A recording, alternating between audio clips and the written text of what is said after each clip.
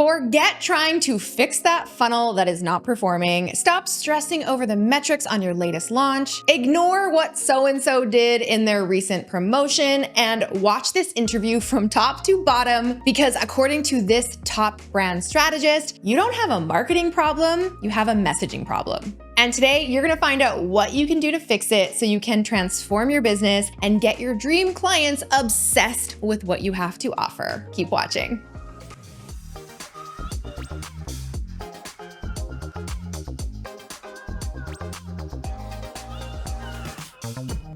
Hey Posse, it's Alex, and I am so excited to introduce you to my friend and Posse Fest speaker, the incredible Jen Kem, the woman who freaking Forbes named as a top brand strategist. Jen is the founder of Master Brand Media, where she represents and advises influencers, celebrities, CEOs, experts, specialists, authors, and speakers. And you guys, she has worked with some huge brands like Oracle, Microsoft, Cisco, Blue Cross Blue Shield, Verizon, Coca-Cola, Nestle, Zappos, and Kellogg's, just to name a few.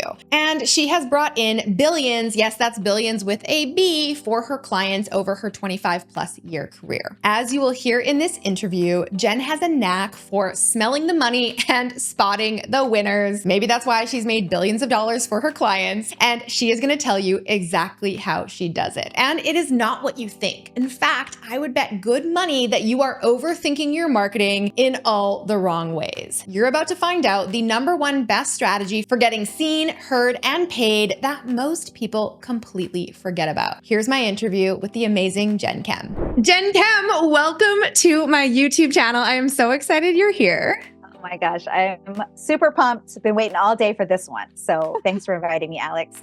We finally made it. I know we were texting back and forth. We were scheduling around, YouTube video filming and all of that, but I'm so excited to be chatting with you. And I feel like we have to start just by sharing a little bit of the story of how Jen and Alex became friends, on the internet and in real life. I actually met you back in 2011. We were both speaking on the same stage at an event. And I have to tell you, this was like my first event I had ever spoken at. I had just quit my job at Mind Valley and was like trying to be a super professional businesswoman and got invited to speak on stage at this event. I don't think I've ever been so intimidated speaking on stage and meeting you there and just absolutely being blown away by your brilliance, because as someone who's been in this industry for a very long time, a lot of the people I had seen on stages were men. And so right from the beginning, I just had like major girl crush on you. And then later you ended up coming to an event that I had produced as part of my role still at Mind Valley, A-Fest in Hawaii in 2011.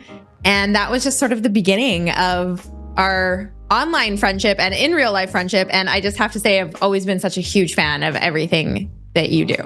Oh my gosh. And same. And for those of you listening, 2011, I mean, we are basically like, we're golden girls now, because in internet years, that's like what, or is it like dog years in internet years, right? Like, that's right. When you've known each other for real for 13 years, that's something. So I'm grateful, and it's cool because it looks like we are still around. So that means we're pretty durable too in the rocky road that is online and digital marketing, right? So I was just gonna say, it is so easy to be a flash in the pan in online marketing. And I think this is just such a great lead into what it is that we're going to be talking about today, which is branding and messaging, and really what that means for lasting power on the internet when literally people are distracted every 20 seconds and there's always something louder, always something vying for attention. And this is just a little teaser too. By the way, Posse, Jen Kem is going to be speaking on stage at Posse Fest this October. Now, I have to tell you, I feel like a 13-year-old girl who invited all the coolest kids to her birthday party and they said yes, and they're coming. When I say our speakers are world class, I mean world class. I am bringing you the best of the best. And when it comes to branding, there was only one person I had in mind to bring into Posse Fest, and it was Jen. And I'm just excited for you to hear a bit of her wisdom today, because branding is sort of, it's a word that gets thrown around a lot. And sometimes we almost like say it so much it loses its meaning. But I actually happen to think it's one of the most valuable assets and skills that we can have in business today. So Jen, let's just dive in. I first, before we get to your genius, want to share with the posse a little bit about how you got into this whole world. What were you doing before you started your, master brand media company that, is today? Well, I mean, I'm an accidental entrepreneur. I tell people that was not, back when I was figuring out what I wanted to be. And I still think I'm figuring out what I want to truly be. And I think that's life. Like, you're constantly evolving. And we'll talk more about that when we really get into brand. But really, my first pursuit in doing this work was in the corporate world. So I spent 12 years first as a junior copywriter at Ogilvy and Mather, which is... Have we heard of it? Yeah, they're like, something. They're founded by the godfather of marketing, really, and certainly still Ogilvy's models are still used today by both humans and machine learning to write persuasive messaging. And so I had the opportunity right out of college to go work there as a junior copywriter. But the funny thing is, I really didn't write anything. I mainly got coffee for the account executives who were managing these billion-dollar marketing budgets. And I mean it, like Coca-Cola was one of our clients back in the day. They still are, I believe, a client of Ogilvy. But this is back, okay, my son, who's 9 years old, calls me, he's like, Mom, you were born in the late 1900s? I'm like, yes. And I started my career in the late 1900s too. And so I always tell people I'm not a spring chicken, I'm a seasoned chicken. Yeah. And anyway, back then, in the mid 90s, imagine Coca-Cola having $1 billion advertising budget, like in 1996. So, anyway, I was a junior copywriter, just really, really wanting to learn how to write and really enthralled with just the way people made decisions. Yeah. My actual education is in both psychology and business. And so you could call me a brand psychologist in a way. Like, I was just so fascinated with why we make decisions to purchase things and to be associated with things. And so that's kind of started my career. When I left the corporate world, I was living in Silicon Valley because I worked in the San Francisco office back in the day of Ogilvy. I ended up moving into high tech because Silicon Valley was where it was at. This was the first Silicon Valley boom. And I got to work alongside people like Tony Hsieh, who some of you may know. He founded Zappos.com, which got acquired by Amazon. He's now passed, but he's a real big leader in innovation and how culture and brand. And he was literally my neighbor in these tech incubators that we were in, where then I moved from copywriting and advertising to actually go to market product launching. So bringing products to market. And so my marketing career and my strategy career I've gotten a really great opportunity to work with all kinds of products, consumer, SaaS, big tech companies. And the truth is that it's one of my great loves. So when you ask about my story, I didn't want to leave the corporate world. Let's put it this way, because I had learned it's so exciting to bring a new product to market, right? And the only reason I left, Alex, and this is a whole nother YouTube video, but I left because I was passed up for a CMO position that I'd been promised after I took one of the biggest and most, I'd say, magnanimous ideas that affects us all today, which is streaming, basically online streaming of video. Back then, old people used to call it internet protocol television. Right. Voice or whatever. Or that was the voice messaging. Yeah. One of the leaders, it was one of my last projects before I got passed up for this promotion and realized I had no autonomy. I had all this skill set and I was always that go-to girl who was leading all these big projects, but I still didn't have command over my future. And it was in that moment that I realized, you know what? I have enough experience that maybe I could do this on my own. And I also had 2 young daughters at the time who I felt needed more of my attention. So I left the corporate world, but I did not leave excitedly. Let's just put it that way. I was nervous. I had all those things. But it's what I did is I jumped into entrepreneurship. And in 2008, 2006, I left, and I didn't start a career in this work right away. I thought, like any new entrepreneur, that I should start a business in something else that I didn't know. Right. And bad mistake. When people were like, well, if you did things over, what'd you do? I'm like, I would actually have become a consultant immediately in the work that I already was known for. But instead, I started a retail and a real estate business. And because I'm so good at smelling the money and bringing products to market, I picked a niche that I felt could really pay off. And it worked for 2 years. We did over $10 million in the 2 years that I started this company. And it was in underwear. Okay. It was women's underwear. Even in the media, I was known as the understyler. It was crazy. You were a panty tycoon? I was, like, all of that. And there's a whole story there too, because I didn't know that. Yeah. And so I always tell people, like, when we talk about brands and everything, it's like brands shape culture. And what I learned over the course of my career is that if you pick the right winners, and there's ways to pick those right winners and become a winner in terms of your ideas, whether it's a personal brand you're building, a reputation for a specialty like copywriting, or you have a product that you want to bring to market, all the rules apply. The same rules apply. So anyway, the problem was that in 2008, there was a great recession. And I was a small business that did not have Daddy Warbucks. I was not Annie and had a daddy. I didn't have any of that.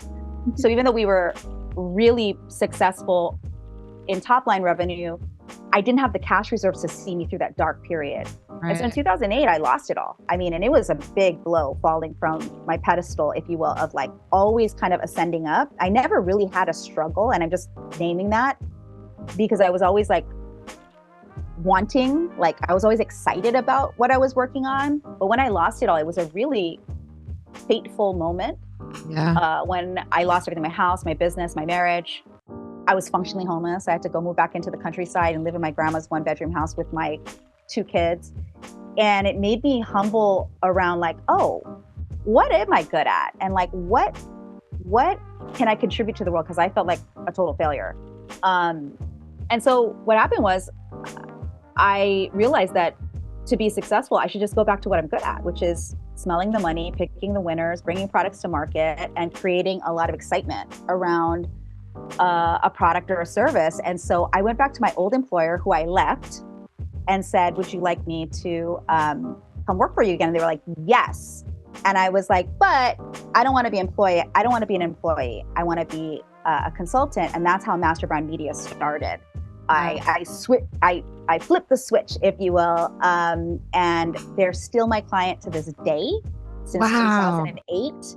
And I've made millions, not to brag, but millions over the course of over a decade of now supporting them in a different way. And that's just proof that you can either choose to work for a company and learn a lot, or you can actually go on your own and add value and create a different way of contribution with your skills. So juicy. Yeah. That's like kind of that's my career story anyway. I love it. And I love that you share the ups and downs too, because it's important for people to know that. I mean, I can feel like that feeling that you must have had when, you had left your position at this company, which was probably a very cushy, nice job.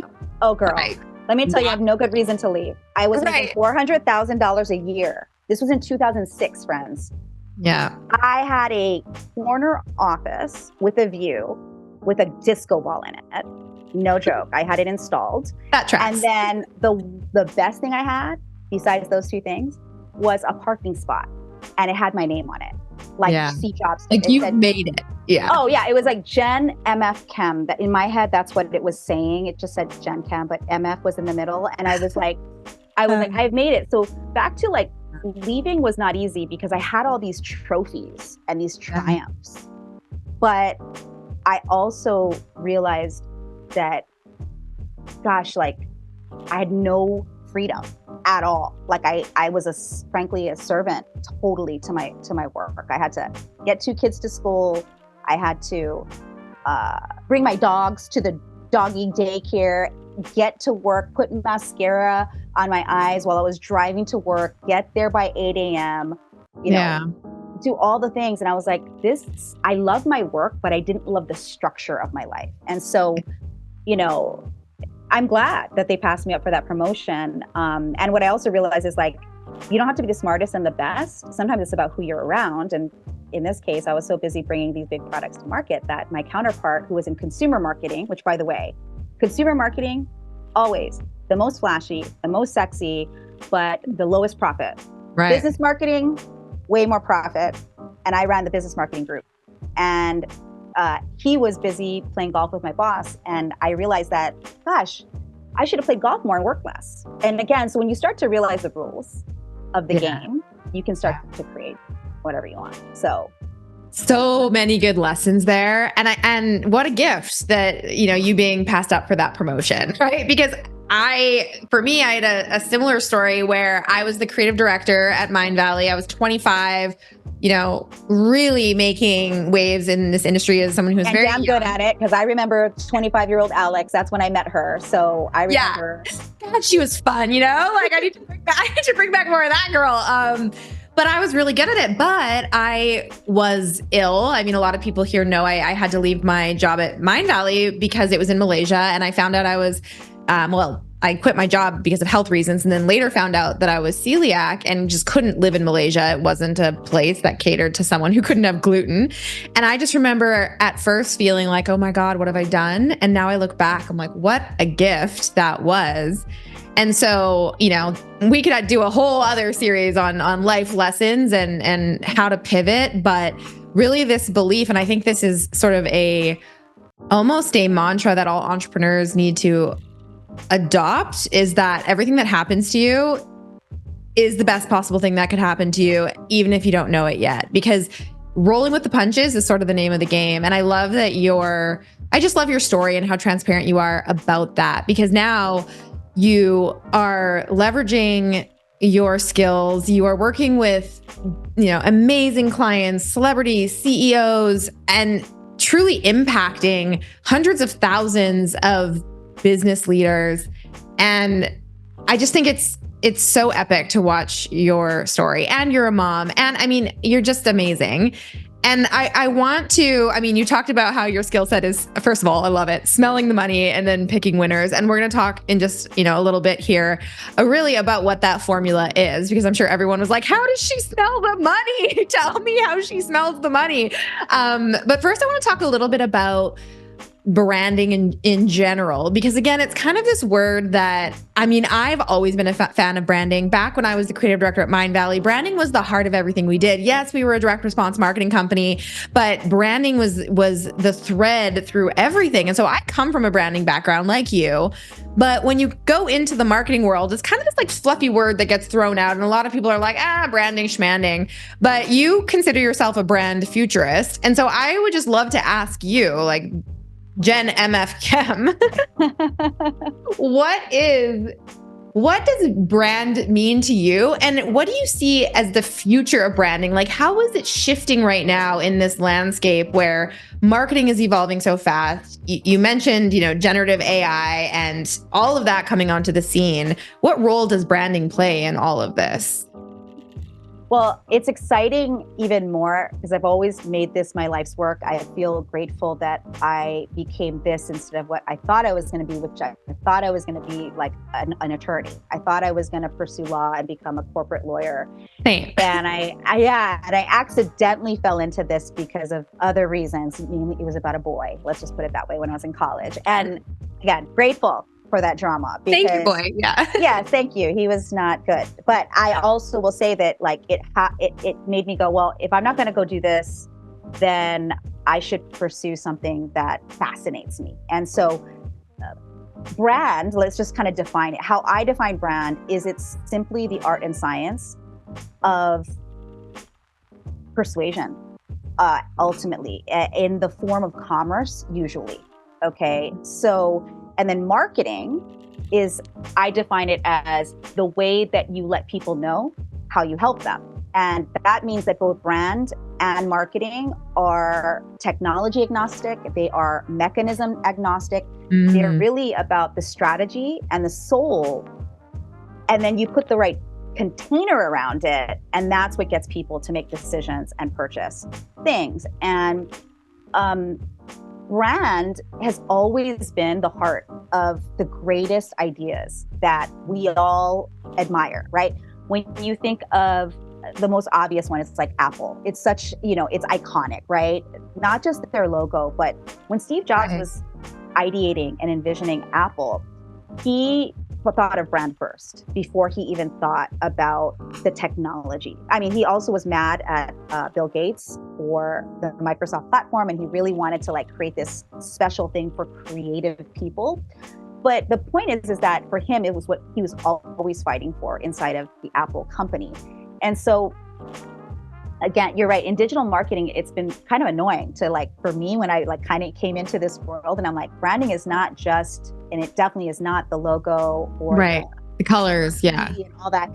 That's just later, actually. Aesthetics are not the first thing you do with brand. The first thing you do with brand is who are you and what is the message? So it's identity and it's messaging. Ultimately, it's strategy. And strategy is freaking sexy. Strategy turns me on because me too. we talk so much about vision and execution, which of course, those are really important. Yeah. But strategy is the reason I can smell the money. That's when people ask, how do you do that? I'm like, because strategy is the connective tissue between vision and execution. You can take action, but if you're not taking the right action, the strategic action, it's not going to have the potency that you want.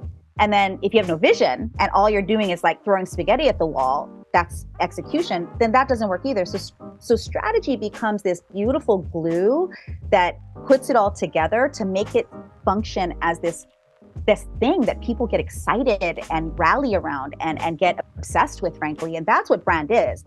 Yes. There are three types of brand. There are personal brands, product brands, and company brands, and they are different. And so in this world, back to machine learning, AI, et cetera, what I'm really excited about is now more than ever, building your brand, which to me is a very creative opportunity. It's a way for you to express yourself, to evolve your identity, to, again, message how you want to be seen, heard, and paid. And I feel like now more than ever, human beings get to really create their identity, create their reputation, which is your personal brand. Everybody needs to do it, whether you're an executive. When I was in the corporate world, I had a personal brand inside of the company. And now more than ever, even to get more money, more promotions, you need a personal brand that says, oh, that person is the bomb. That person creates magic. That person makes things happen. Yeah. So your personal brand is not just about creating a social media avatar of yourself or being on social media. It's really about who are you and how do you want to be known? And then how do you want to be referred? How do you want people to see you and trust you and all the things? Versus if you're a product brand, that's the personal brand side. If you're a product brand, it's the things that you sell. So obviously if you're selling expertise, in the form of courses, masterminds, blah, blah, blah, that's your product. If you're selling luggage, Away, and you want to disrupt an industry that no one thought could be disrupted. Hello, luggage, Samsonite, to me, why did anybody think that they could do that? And yet the Away girls did. That's your product brand. So you make somebody obsessed with the product. And then there's the company itself.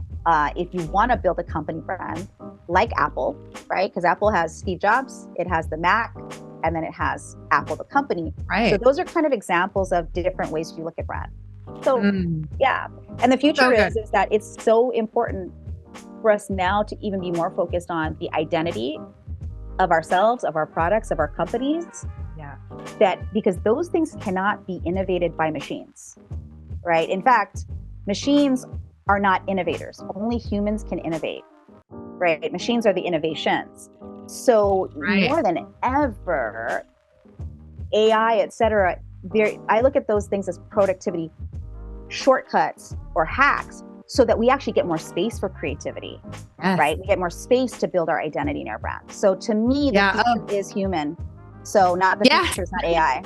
So I agree. I mean, everyone here knows that I agree, but I think it's important to talk about. And this is exactly why I had the vision for Posse Fest, because what I realized is there's so much noise right now online, and you talk about the difference between brand and marketing, or messaging and marketing. And I love what you said when we were chatting the other day, where you said most people don't have a marketing problem, they have a messaging problem. And anybody who sees those two things as one and the same are completely missing the point, because marketing is like, you'll hear people say, well, I built a funnel just like so-and-so, and it's not working. It's like, the funnel is not the magic. The funnel is just putting pages in a line and having an opt-in and a buy button. Like, that is not the magic. The magic is in the messaging. And I see just so much fear building right now, where people are talking about AI, or they're talking about, how the market is saturated, or what's even the point, or well, I don't have anything special to offer that isn't already being offered. And what I'm seeing happening right now is that people are having like a major identity crisis when it comes to who they are, how they can solve problems, how they can guide their customers or clients, across this river of doubt or fear or whatever problem or challenge they're having in their business.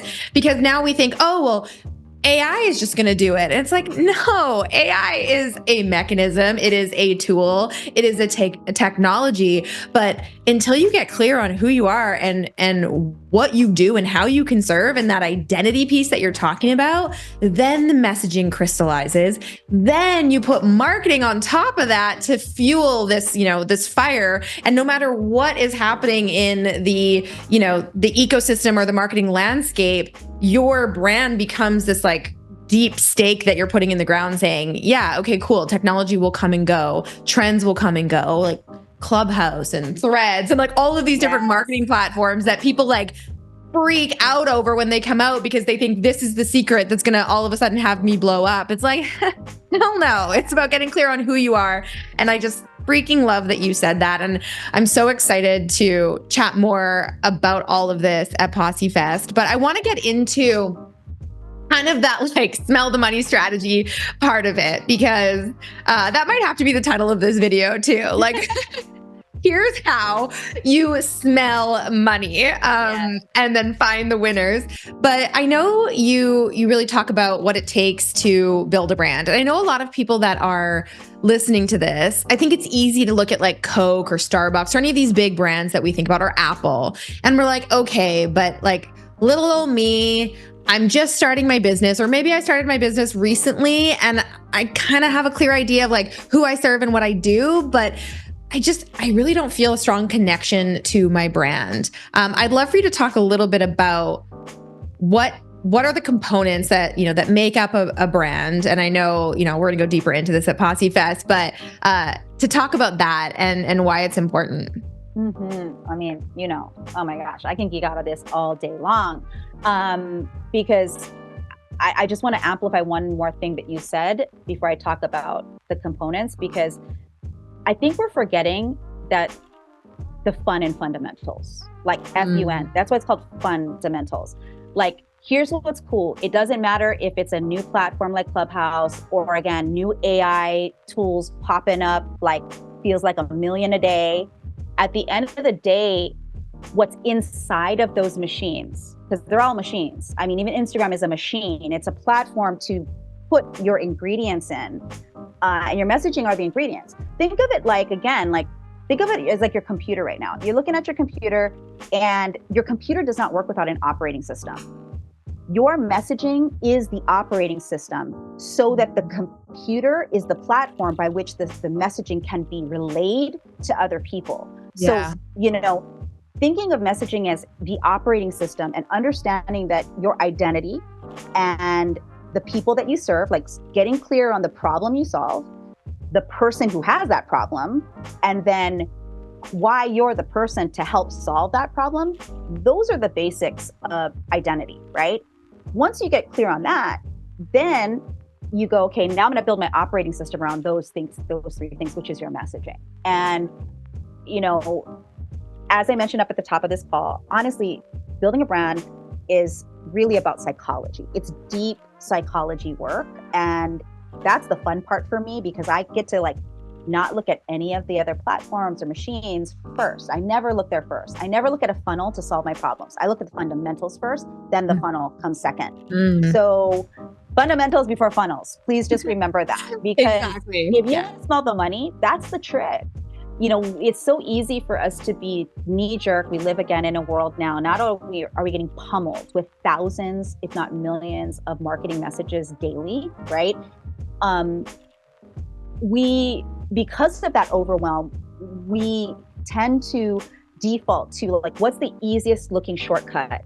And in the real world, like the world where commerce makes people lots of money, that's actually not how people who make money think about things. They really do think about strategy. They think about brand. They think about how can we get people obsessed with this particular product. Like even you think about Meta, which owns Facebook and Instagram, you know, whatever you think of Mark Zuckerberg, his whole thing is like, how can I make people addicted to this thing? That's branding, whether you like it or not. The cool thing about building a brand is you get to be either Luke Skywalker or Darth Vader. You have both options, and we're hopefully like moving towards the light side. But also I want to address when you asked Alex about like, what if I'm new, right? I'm new and I'm thinking this through. And Jen, you're using some of these big companies as examples. So here's what I learned when I worked at Ogilvy, like back in the day, going back to that, is that it doesn't matter, because every startup, whether you are a person who wants to build a one-person empathy empire, as Alex calls it, right? Like the empathy empire, or you actually have a vision to maybe build an agency. Maybe you're going to have a few people working on your team, or then maybe not an agency, but maybe, hey, I do have a product that I want to bring to market, or maybe even an AI product that I want to bring to market that requires more investment, more people, more whatever. The cool thing is that everything I'm teaching you today is even where you are in your season of entrepreneurship, it's agnostic as well. That's what's exciting. It's technology, messaging is technology agnostic, and it's season agnostic, meaning every single person who has had a big idea, and a big idea, just you making the decision that you want to start your own thing and you're in the early days, makes this work even more important, right? To not actually jump into like, should I like learn how to do a funnel? You should be really asking yourself, who am I? How can I serve people? How can I create value that people exchange for monetary currencies? And then pick the platforms you want to be on. You know what I mean? Like sometimes we pick the platforms first, and I'm like, that's not what I would do. I would go to strategy first, which is who am I and what's my messaging for this season? And then I would pick the right platforms to broadcast those messages. Like in this case, we're on your YouTube channel. And Alex, you've demonstrated as you built Copy Posse from the ground up, you know, you decided, I know you've told this story before, it's like you decided that once you figured out who you wanted to help first and how you could help them, then it was like, YouTube is the platform I'm really going to go all in on to really like just get that message out there. And then from there, you're able to then create infinite content from there. Like you can then put it on Instagram. You can put it in your email sequences. You can like, you know, but a lot of times we go, I need to like do all of it. And because we're so worried about the platform or the funnel or the AI or whatever, we're not looking at the fundamentals, which is like the messaging piece. Yeah. Or we're just looking at what other people are doing and going, oh, I guess that's what I need to do. So I'm just going to do that. And it's completely missing the point. Yeah, absolutely. And, you know, to piggyback on that, getting clear on all of those things and how you want to show up in your messaging is honestly so powerful. A lot of people, even when they looked at me for starting, when I started the Copy Posse, and when I started my YouTube channel, the Copy Posse wasn't even an idea yet. I was Alex Cattoni, who had a bone to pick with the marketing industry, and I knew I wanted to kind of shake stuff up. I'm trying not to swear on YouTube because I don't think YouTube likes that, even though you guys all know that I swear. And I was able to just show up as this sort of like rebellious, sassy me. And then really the idea for the Copy Posse was born out of that message, out of that brand. And I'm curious to hear you talk a little bit about messaging archetypes, Jen, because I mean, if I had to sum up my messaging archetype, it would definitely be, some sort of rebellious outlaw. You're definitely the Maverick brand for sure. Yeah. And so, tell me about the messaging archetypes, because it's such, I think, a powerful framework. And that's what I love about about how you teach branding, is because it can feel like such a who am I, type of question. Having a framework to give people to really go, oh, okay, this is who I am and how I want to show up. And you teach this concept about messaging archetypes. And I'd love to just hear you chat a little bit about that and why it's so important to have that messaging archetype. Yeah. Well, I want to give you the origin story of how I discovered how powerful using these messaging brand archetypes are. Again, back to the Ogilvy days. So I learned about this first over there. I was in a room bringing coffee to the account executives, and they were dueling. They used to do these brand duels. It was super cool. And it was basically the Pepsi challenge versus Coca-Cola. Like they were doing this Coke versus Pepsi duel. And they were talking about how Pepsi was really going all in on their messaging brand archetype, which is what we call the ruler. Okay. Pepsi's brand is based on celebrity. Like if you think about all of the people they've ever hired for advertising, Britney Spears, Michael Jackson, it's Cindy Crawford, like they're all people who are all about like celebrity and look at me and like, it's cool to be with us, right? And you are like elite. If we're the best. Pepsi, right? And then Coca-Cola, which was our account, was Coca-Cola is paying us $1 billion to manage all their advertising. And, Coca-Cola is what we call a muse archetype brand. Okay. And so there's 9 archetypes, and I won't go through all of them here because we're going to give all of you listening a very cool way for you to just like learn it all in a minute. But Pepsi's the ruler, Coca-Cola is the muse. And the muse archetype is actually about nostalgia and childlike wonder and the ability to make people hearken to a time that makes them feel really good. Whereas Pepsi, again, ruler archetypes about elitism, prestige, branding. And so right there, early, I was 22 years old and was like, oh my God, this is so freaking cool, right? And then they would call each other on it like, that's not muse branding. That's not muse messaging. That's not ruler branding.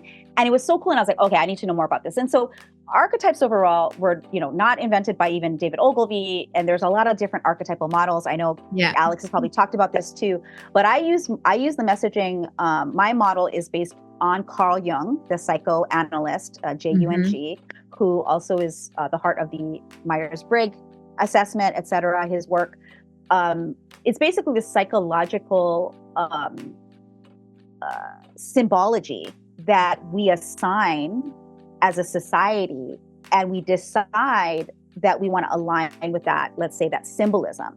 And so the cool thing about your brand messaging archetype is that it's actually based on the founder.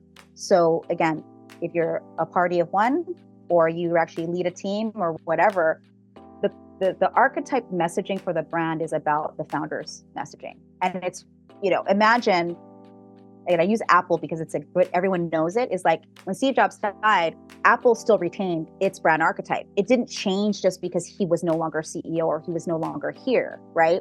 So this messaging technology, I'll even call it, it's like, to me, it's like a psychological technology, allows you to really like adopt a brand voice that feels authentic to you, right? So personify it almost, like you said, when Steve Jobs left Apple, it wasn't like people were like, oh no, what do we say now? It's like, yes, it was based on him, but then because of the brand archetype, it gave so much clarity to every single person working there, taking over, future CEOs, everything like that. Exactly, because that's why I say brands shape culture, because how you message your brand is what will shape the culture around it, right? And so in giving you guys the origin of actually how I learned about it and giving homage to like those early days, then what happened was, as I used it a lot in my corporate career, I came out to the entrepreneurial world and saw a lot of like personality assessments and things. And I realized like no one that I could see, I'm sure there are, but I just couldn't find any, people who were talking about brand archetypes in the way that I was talking about it and its power. You know, people were like, oh, I just want to know what I am. It's like a Disney princess. Let me know what Disney princess I am. I'm like, no, friends, this is not how you use it. You actually use it to understand the deep psychological motivations that you have to serve the world.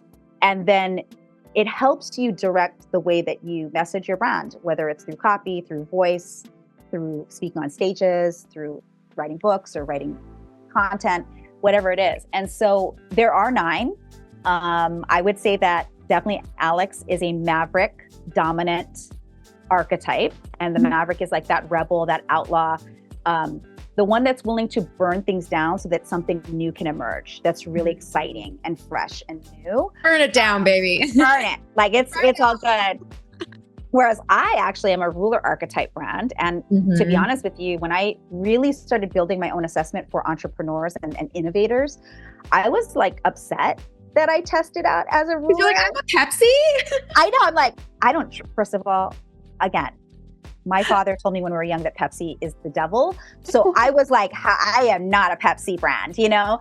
But really, I realized that no, actually, like my people come to me because not just because of like my longevity, if you will, and my experience and my ability to evolve, but like I really focus on, in my mind, what is the highest possible success rate, right? And rulers are all about like, let's win. Results. Like, let's win, no matter what kind of idea, right? So when I weaken my messaging by using other archetypes to describe my company, what I do, you can tell the difference in the energy. And people respond, and this is not like spiritual or anything, it's truly it's psychology. It's like they respond to energy, and your messaging archetype is an energy that you are sharing, that people are like, oh, I dig that. I want some of that energy, you know? So brands are really like cool because it's all of it. It's in the physical, it's in the spiritual, and it's in the energetic realm. I'll even tell you, like, when I first started my YouTube channel, I mean, like anyone who's just starting to put themselves out there, I felt like I was like, who am I? You know, like, am I a nice, quiet girl? No. Do I want the internet to think so? Maybe. I don't know. Like I was like really trying to like, I was struggling with like who is Alex online? Like, and my best friends knew who I am. And by the way, it's such a compliment when people say like, you're exactly who you are online as you are in real life. And I really realized, like, why am I so afraid to show like my sassy side to like all of you?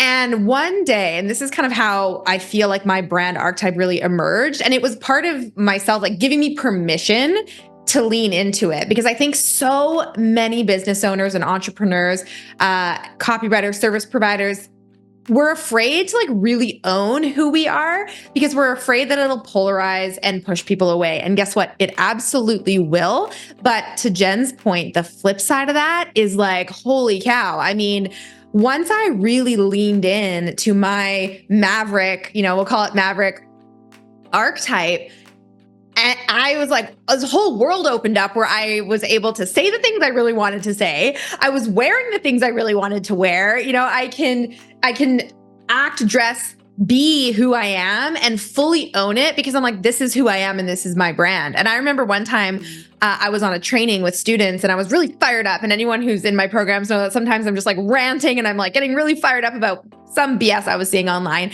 And I was like, you know, it's my mission to just like de-douchify the internet. And it fell out of my mouth. And I'm watching the chat on this Zoom just freak out because everyone is like, oh my God. And I realized that I had hit a nerve. And I was like, oh, wow. Like that is my brand archetype personified in a saying. And I won't lie, it took me a long time to even be able to confidently say that. Like I would be on stage at an event and I would be like, oh, there's a lot of people in the room who don't know me. And if I say that, I might offend people.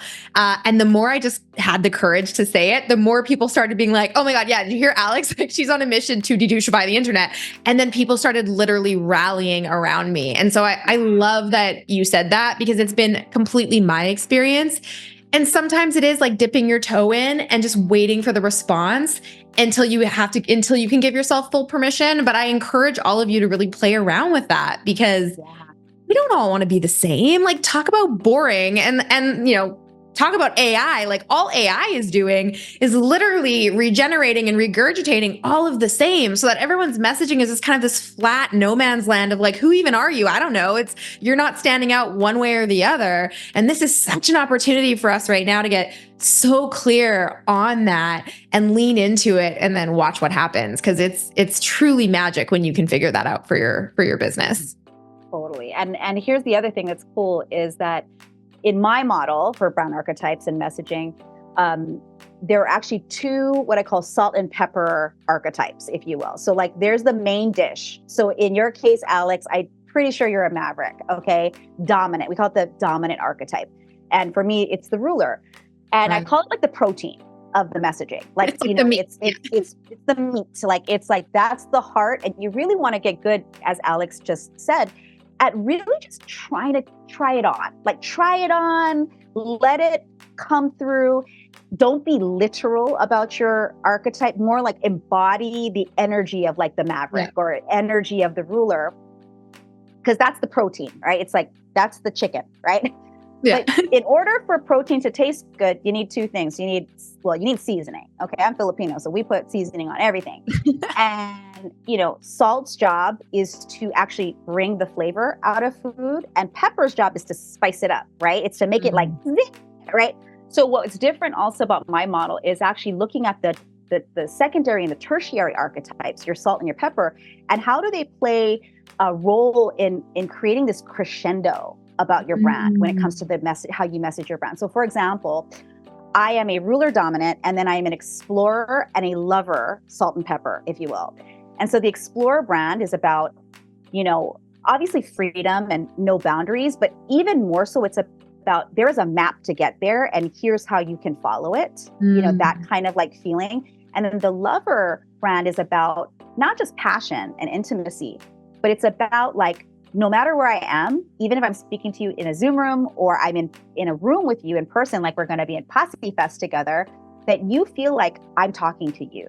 Mm-hmm. Like the lover brand is about, I see you no matter where you are. And so I work really hard in my messaging and my team and everybody who's like supporting that on like, how are we making sure that we are really ultimately speaking through the ruler voice, but we're not forgetting the salt and the pepper, because then now we become this full-bodied meal, this messaging meal that people can go, I want to eat more of that, right? And so I'm really excited, because not only am I going to be sharing all this stuff at Posse Fest, like we're also going to give it to everybody who's listening. So whether or not you come to Posse Fest or not, like maybe you're listening to this a year after Posse Fest or whatever, you're going to be able to find out your dominant and your secondary. I love that you said that, because I teach the concept of brand archetypes in my brand voice program.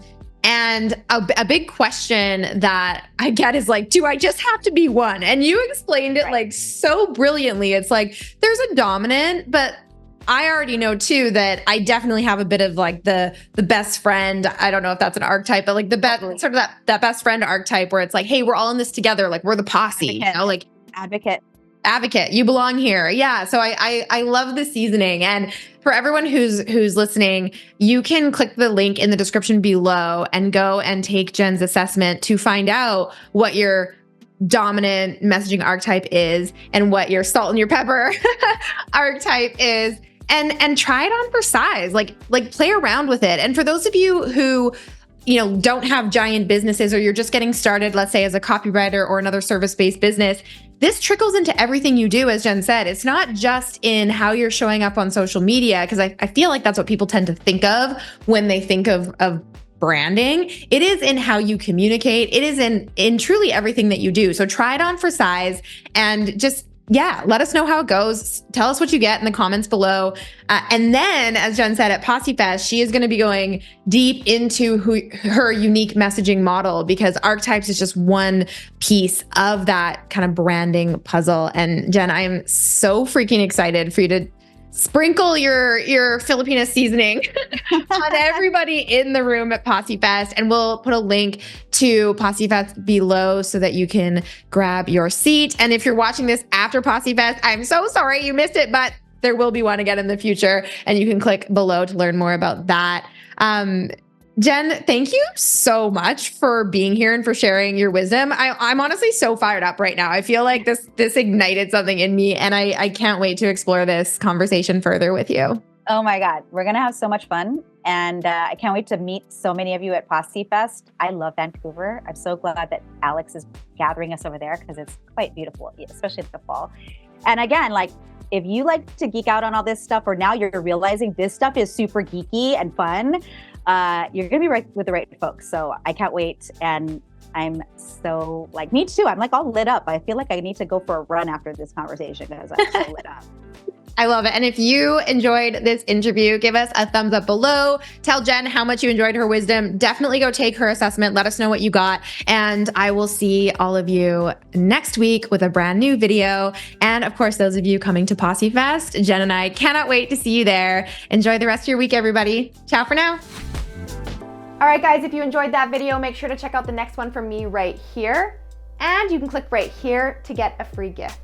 How is branding shifting now that AI is hot on the scene? Does branding even really matter anymore? Should you be building a personal brand or a corporate brand? How does your messaging and your content come into play when it comes to your branding? And what should you be focusing on most when you're in the beginning stages of building your brand? Listen, you guys, this interview was so freaking good. I sat down with Dane Walker, the CEO of Rival, Australia's fastest growing branding agency, to answer all of these questions and so much more. It is a juicy interview, so keep watching.